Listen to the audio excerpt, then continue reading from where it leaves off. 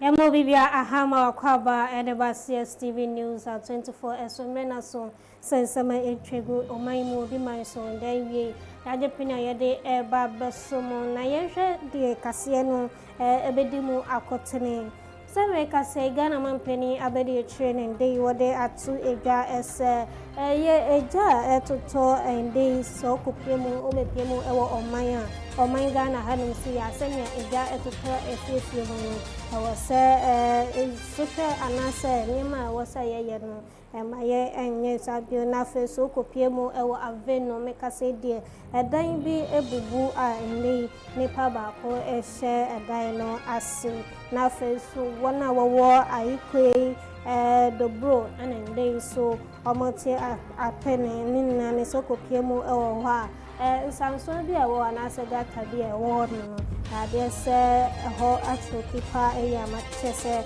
afa amanfo pa eya na weni semu ahodo a nde ye yaje pene a yede eba besomo Saris Dream Jewelries Amsa Block Machinery and Block Manufacturing KS Raffines Co Limited NAP Apartment Hotel and Offense Crystal Direct Shop omono mo so ya sende wie yede kase so ede ebesomo edin media meje so mame ama bafo mayenda yosmambra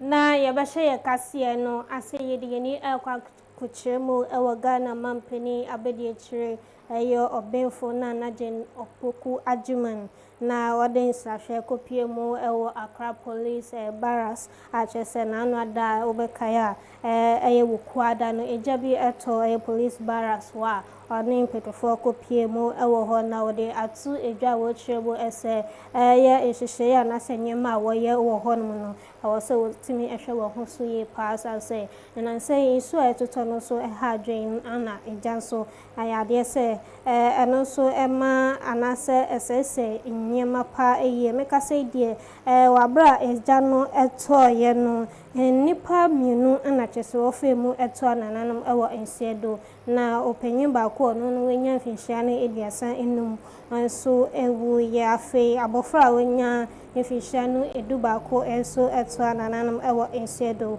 na wode atu ejase nyema enkoye ne wasen 24 ede wo 960 from no etimi eye ne ye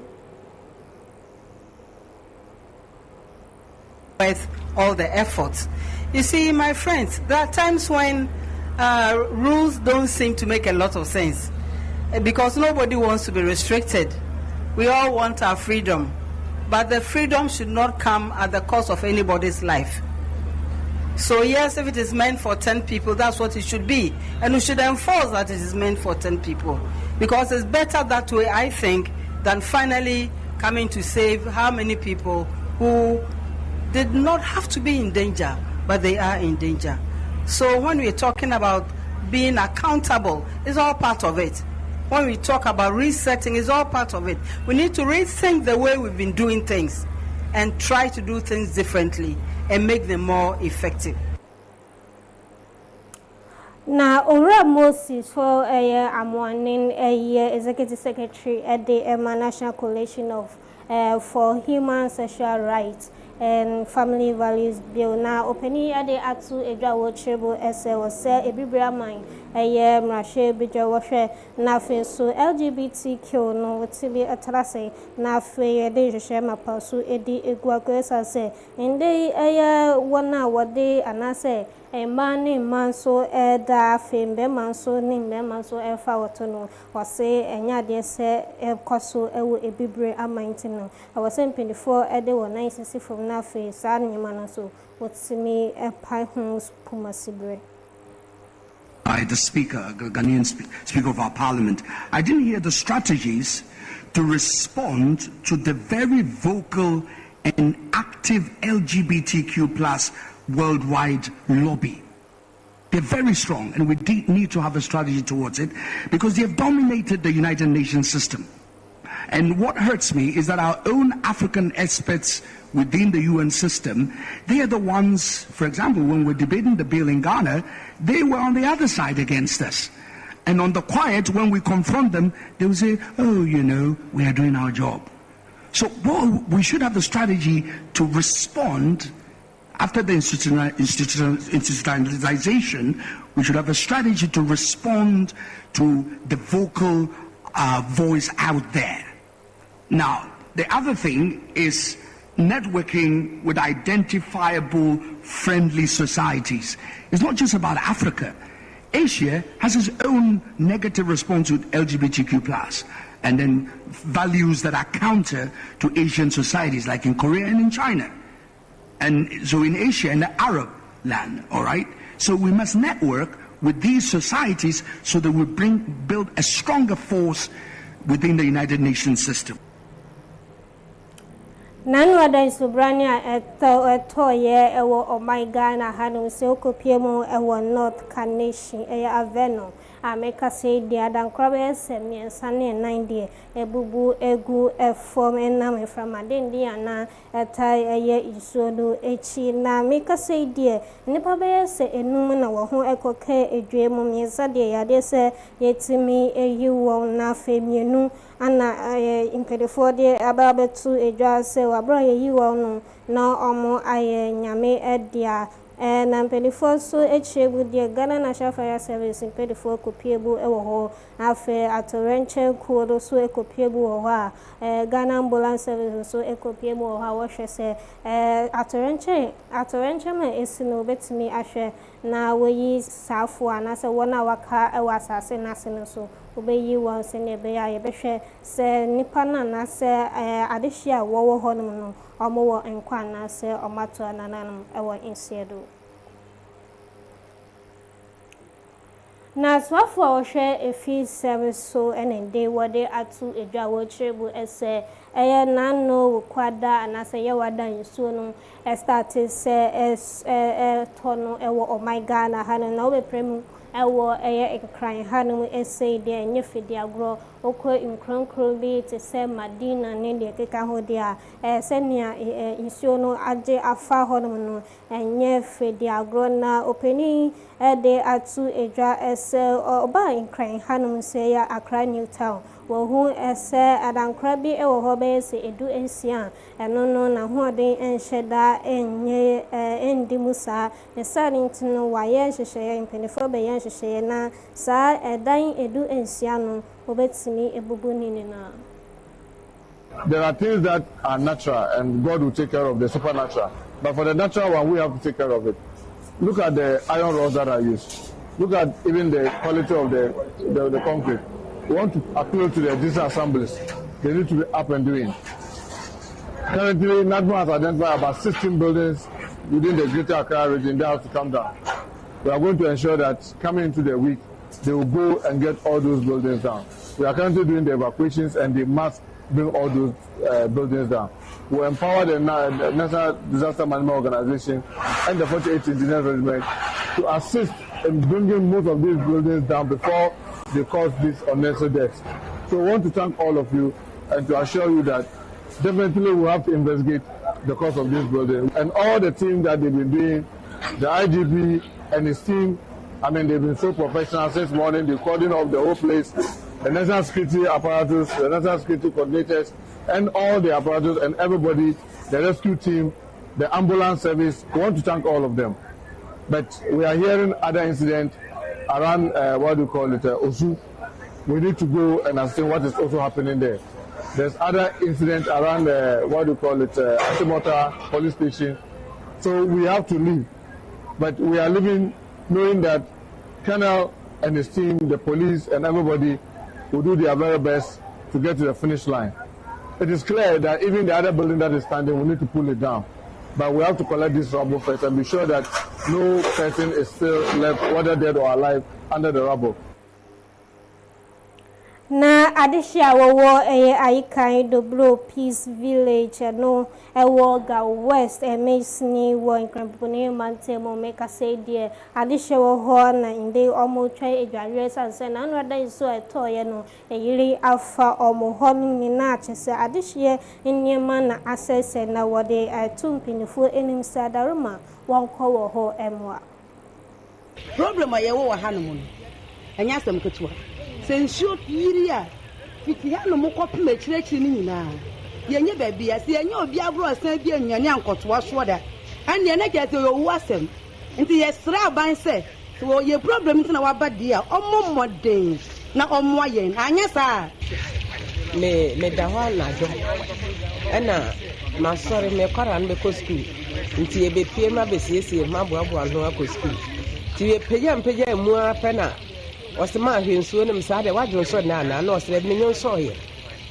afem menyo so ye metu mani hwe anafo ba bia nso eta hɔ nkɔ ane nye yize enti me ye pena akora ne bie bedroom ho sa na ose obehwe porchim eche se porchim ho kora de ho nyina ye ma ama ene ma egu ho nyina ase ane se ja ye him no ntimi kɔtena ye kan se valanda yi so obi table so ha ena mesre sa abansuru we se wura no ena me ma won so mienu ko abansuru yi so ena me dem kotena ha enti uma bi kwa ho enti bo 132 no ena ja ofre me se kwa ubra ha obi afre ma me kwa enti bra ne baji bibi to ye mo adidi ne me se gaabi nso no ba e dem afu ye bed no nti ye bibia se wo dem ho aha na ye ma bebi anso no kodani bibia se wo dem ye wodop nyama mu nyina esi ana ya party akọ nti ade anopa ochanopa na asan di nyama no nyina pie na asan be hatem bibia se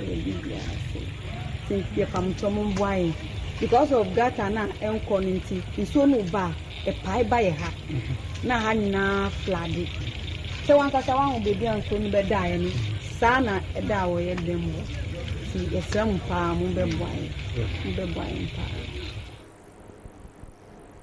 anti adehia wo eye Dobro ana inde wode wano disem ede atu ejasem bedefon ko wo ho emwa na ye be firo na ye de ni akwakoche mu ewo asante mantemu ye be gina mu ewo eye dunkwa ono fin make say there edunkwa hene eye okofrebu obenu akon awo toso miensa enende wode atu adehia eni esese base ensembi anase amanebo bi eba na efa eye a police fo ho anase asrafo ho a ewo se wutibi ebo modern na woka etre anase obo a police fo amanye se ne be e wo so be yentempa na wetimi etu hu anamo ase se eno no obo a ebeboa amachese eye insemoni a ekoso ewodunkwa no eso ebetibi etwa no kitinkiti ni ade ekoso no anu otin ebesre yenya police for no so yenya fi se ya titi o yamantam sankofo ni nyina ya no onete ho eso si ebetimi ayi asutire no eho asem ayeden ti ebesre se yenyina yenka ye humbo miemmoa ni ase police for no so se si yebeka bibi kire won a ema wo mo nkeka sa aso na si ne beka kire yen mon dia uhia informant sa amanfo be ba be yi mo asutire ye de isem bebra mo na so ye be mo ba ma ye nso so ye ho adahui eye de nu na ye be free asante mantem na ye de ni akwakoche mu ewo infifi mantem ye be gide mu ewo gomwa domino ase make say di tututu bi akoso ewo eye biaya wo eto jeni edwedi bia ewo gomwa ismesni ewo efefe matemu ama make say di enipa bako ana inde so kopiebu ewo ha ade se biaya woda no ano eye de pa ye wona wode weni kochi amansa ede ehun ye no ebo wamane ese. Meanwhile, we shop here Simechi, a mobile money vendor.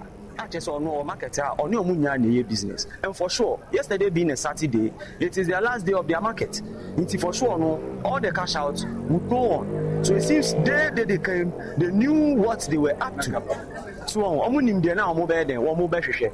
Into all of a sudden just omo bo run nipa na guy no kwa no ye mobile money o ankasa no omo bo no tuo e me no ye confirm say no dey no a ofiri mu. O say na omo je no ebi kon ne kuku so e na ne mfin. You see say now omo struggle kakra based on the money no. Nemo second person dey onu po no na ko no nam ni ba bi but etuo na omo to ye na eno ebi ko sra no. And your personal said they were bulleting him straightforward, but I said it was very good. It's a bit strano. Into me, I saw him a netiko and it won't can. And bullet and no mutu ye. Into your vigilance away soon. I die a hotel you buy. Good able to send the kitchen so you do it so.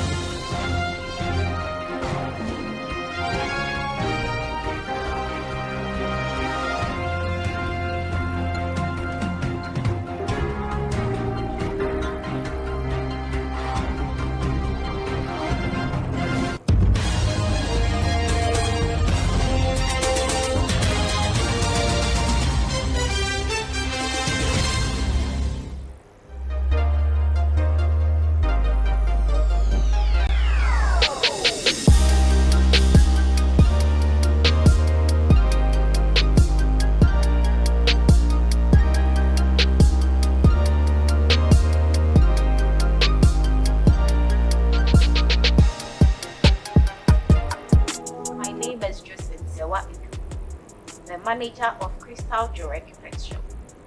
Here, we have varieties of pet food and accessories. When it comes to dog foods and cat foods, we have everything. We have the 25 kg pellets, the 20 kg, the 10 kg. We have Happy Home, High Performance, Dog Chew, Jack Pet Food, GC Puppy and Adults, High Retrieval, Happy Canine.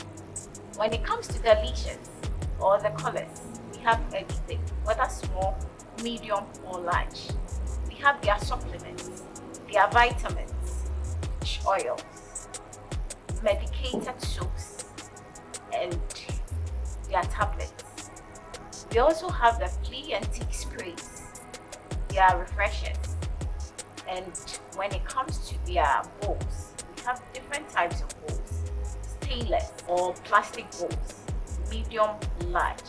We have their traveling bags, their bathing tubs, their towels, and all their chains as well.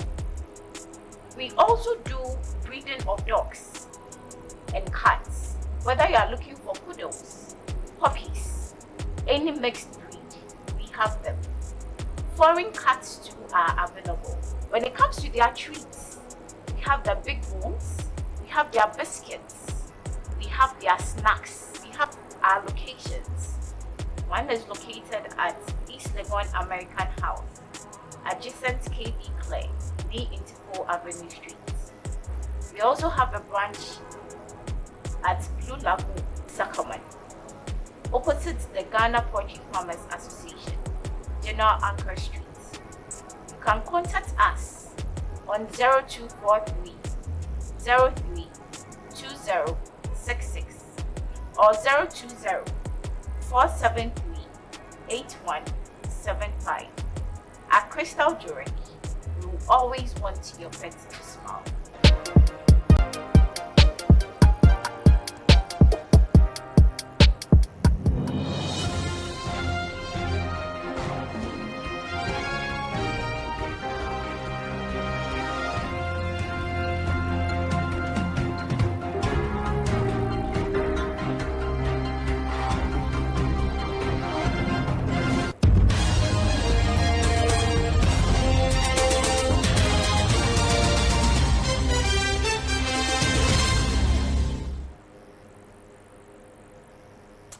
My SMO Bibia Aqua Babioda, so I share area Prentobre Casio Cstv. So they so mammy, Bafua Shadows, so sell Quabe Fidated ties to Facebook, Cstv, GA to call a YouTuber, Obo Adoma, Nana to say Bibia, a day ever told us with the other Sawsa, ever to be a Kabian. Now, do so a JD Mo and Sem. Na owura kwa ye friend is Thomas Mensa ono Securities and Exchange Commission ye try to access sec oda ano anaso ye secretary wo oho na wo de atu edwa wo chiebo as omo ye nhwehweye na wo na wo eye amanhodo eso no wo hwe amache se wo so eye wo sika wo de esie no wo be hwe se wo so de wo sika be ba eye Ghana capital market na fe so abetibi aboa ama yesika se so itbi ejina brami antin sema ora Thomas Mensande etu dwadibi. There was a lot of problems in terms of Ghanaians in the diaspora who wanted to invest back home and did not know how to go about it. In fact, in the UK, the ambassador raised an issue of a delegation she received from Ghanaian citizens in the UK who wanted to help government invest in any infrastructure project, like the Inca Dam in Ethiopia, where the diasporans raised money for the Ethiopian government to build a dam. They said, look, if government can point out a particular feasible infrastructure project which is income generating and how long it's going to pay for it, the diasporans are willing to mobilize money and come and invest in the project. And that really struck me because I realized that there's a lot of interest in the diasporans to invest back home, but they just do not have the means and the channel to do so. And so it's part of the reasons why we are meeting the brokers who are the market makers here. That there's a wider market out there that you are not looking at. How do we come up with the necessary tools and frameworks to absorb and to attract the diasporan capital to come home? And we've heard the president talk about remittances. And this year we've received about 8 billion in remittances. And even if out of this 8 billion, 4 billion is finding its way to the capital market. Na ye be free hodom na ye de ni akire ense foforo na me secret penia owo offenso not ye wura Caesar ofosu e champon and they what they ade se wakwa kate soda no no was 24-hour market no no eba bebo ma edwedie so etibi akoso ewo offenso so say no no so ebeboa amachese edwedie bu so etibi etumpon ewo offenso adie yebeka se obia na insan se adepa so obia epenti no obia enya ko ni kroma anka we dey okay na so edwa no eya ba ko pe enti na no eya dey ya baby ba ko pe na e wo se esie ye nim kan sanche nkro na aka no ye munye dunche nkro na aka no ne mum eya adom ana eson yeso ana ene ama edwa no eba enkikese Nanano madaroma yedi edwai ebei purposes bebree na edwano eseve amaye apart from say ye besiasi wo se dwana yakasa omampani na ebesi ye no sa ebepeja ye local economy na ye be free edwedie mo ansem na ye die ni akwakochire mo ewo obi man so esem na wo ishebudi anase nhihye ya wode etu wode hihye so ewo Mandara Mountains a chese asrafo a wo Bukom Hara anase Nigeria no meka se de nhihye pa wode egu akwem no aboa amachese wona wodi etretraseb ewo Nigeria maidmo at teacher pa ni Bukom Hara fo no ade se yetimi atu wo so eside dey wona ya chechire won ewo Nigeria maidmo no nipa be se 360 ana meka se de ade se age won free safo no esem na pedofo echrebu edia wabra Nigeria ebebo amane ese Boko Haram etutrafo no ade se omache manfo bi no US aban no so se obehwe na wetimi aboa na make say there US and the United States no impedefo echirebo dia nipa be se 175 ana impedefo anasesafo no etimi eje won kwan de efre wo ensa na yebeko Malawi na make say there nipa be se 150 and they yetimi aje won efre South Africa minimum so beka ya nanwada de beto edwase bibre atoye afemu ho South Africa bibi mayo ho no no ade sa ade hye wo South Africa and they wo bro we sa say almost say omakwa akwaji omodwuma nyina aye okopiebu a so beka ya Ghana cross so eka ho ebia osafo hwe amahodo so Samuel Kujato ablakwa hye mapa edi egu akwemu amasafo nyina inde omaba bepiemu ewo omaiga na hano essay na Malawi so ade say nipa be 150 and they also akwa kopiemu ewo won fiemu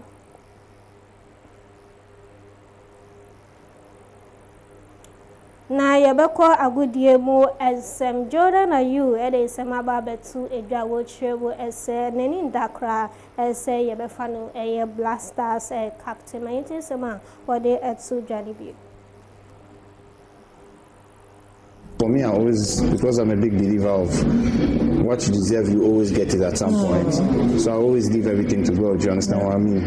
And it's not even something that I was even thinking about, because even, for instance, like, I remember one time, Sika Kuno came when he was a coach. Yeah. Then came to London and came to me. We met and told me that obviously he wants me to be, would I mind being the assistant to my brother, or and I told him that no. Wow. Do you understand what I mean? No, I told him that no. That was like 2021, because at that time I didn't feel that it was needed.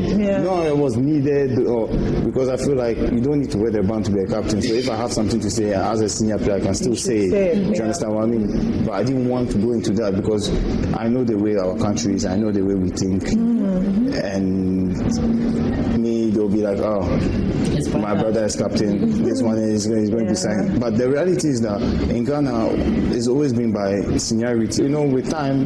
But here you are. It comes naturally. It always comes naturally, you understand? And for some reason, I never even thought that I would be one day a captain. Yes, maybe I would have captained 1 or 2, 3 games, friendly games, but not to be.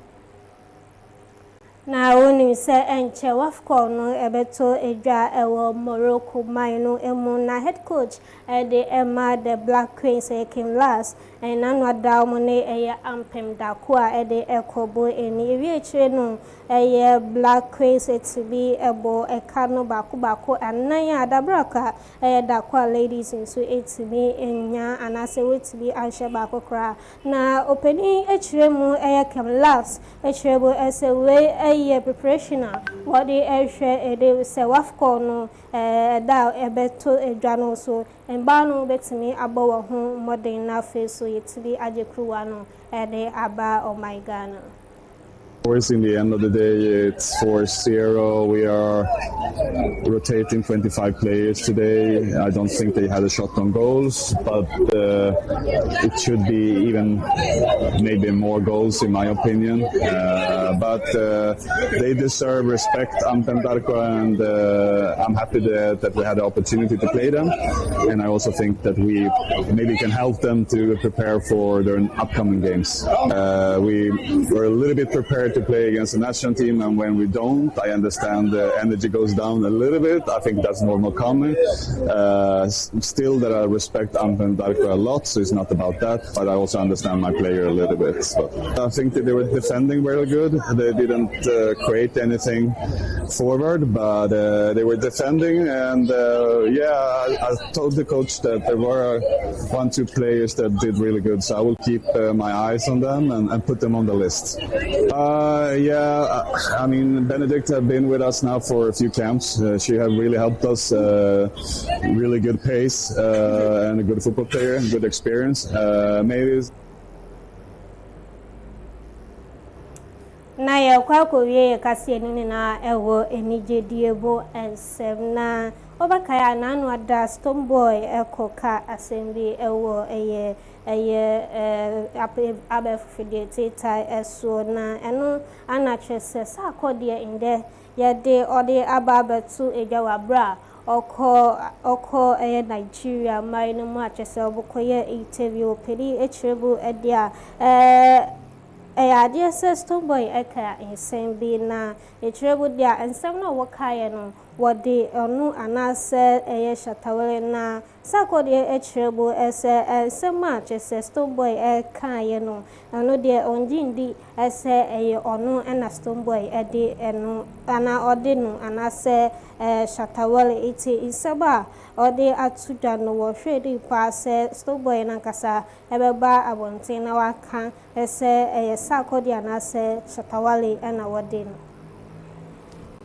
for energy. We don't always like, because of energy, I always like people to, you know, I would like to hear it come from him and say that it's you and Shatawale I'm talking about. But if he puts out the tweets, maybe the timing and what we did, and people are going to take. That's what I said to him. Exactly. So I don't want to play that part where my brother says something because it's happening to me too. Exactly. You know, so you don't know if that's exactly what he's talking about. If he meets me or he texts me and say this is, then I will have a way to, you know, speak to him. But I don't want to delve, and I haven't had no conversation with him to really know exactly what he was talking about. So I really don't want to delve into it. But it was a beautiful energy. We don't have to like facts. Yeah, 100%. And back to it is over the years, when Ghana has any beautiful moment, there's something that distracted. And I think with this, you might. Na yabako Shatawale akachi no nimse osana ne bosome ebedikai no August 1st 2026 ade se or the show chechenche program chechenche bi ebeko so ewo UK London na onim penifo airport na se bobo sebo esenia program no so ebetibi akọ ede afa. This is almost 50% bigger, and obviously we're going to have the lights and the screens either side as well. So this is way bigger. On the big question on the screens, he's got some adverts that he wants to play for. Yeah, so you know the team that do the screens, and you just need to send it to them before, and then they'll program it in. Way like the stage like this and the stage like this. He doesn't want the catwalk. He doesn't want the catwalk. Yeah, I don't want that. He doesn't want the catwalk, so we can take the catwalk out. Okay, we can take the catwalk out. It just means that there'll be space in front, but that's because the pit barriers are always going to be there. Okay. So it just means the 500 spaces here. And then this area here is where when Shatter's car drives in, it'll get his wristband accreditation there, all the checks, and then he can drive into the all the train stations around here. We're going to provide free buses for people that come with their different stations to be able to jump on the bus and they'll come and then they'll double them off. So there's an extra service we're providing based on what. So they won't walk like before that. That's good. Yeah. If you want to walk, then it's your own choice. But the bus is free. It's a double-decker bus and it's free. The bus is branded. Penny Quantra Forward International Gospel Way Church, Bishop Daniel Obining, and they were they at to a draw treble SL de Beto Abefideti tie as well as a yardis as a Yamito and Sa a friend and our turn and ever said, or be person named Bankasan Kasa and I feel so a bro so Ebusia for no a Nasoremano or more Ebesian.